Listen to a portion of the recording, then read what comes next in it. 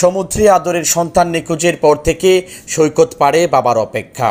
এই পিতা সৈকত পাড়ে দাঁড়িয়ে থেকেছেন ঘন্টার পর ঘন্টা বুকের ধনকে ফিরে পাবার আশায়। কিন্তু 14 বছরের নিখোঁজ তারেকের বাবা ও স্বজনরা দিনকে রাত বানিয়ে খুঁজলেও এদিন আর তারেকের খোঁজ মেলেনি।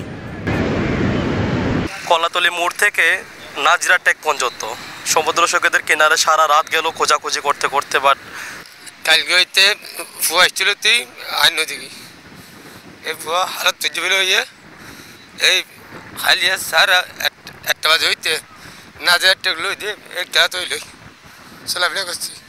দীর্ঘ 28 ঘন্টা পর খোঁজ পেল সাগরে ভেসে যাওয়া তারেকের, তবে জীবিত নয়, মৃত।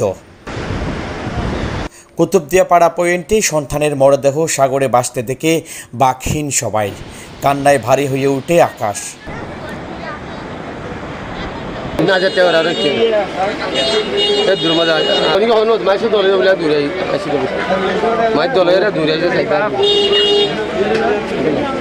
ঈদের দিন কক্সবাজারে 6 বন্ধু মিলে সৈকতে ঘুরতে আসে ঈদগাঁও থেকে। দুপুরে সৈকতের কলাতলি পয়েন্টে গোসলে নামলে 5 বন্ধু ফিরে আসলেও ঢেউয়ের তুড়ে তলিয়ে যায় তারেক।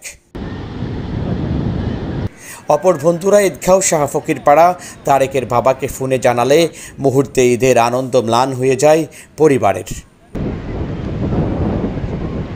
তারেক হায়দার, প্রবাল নিউজ, কক্সবাজার।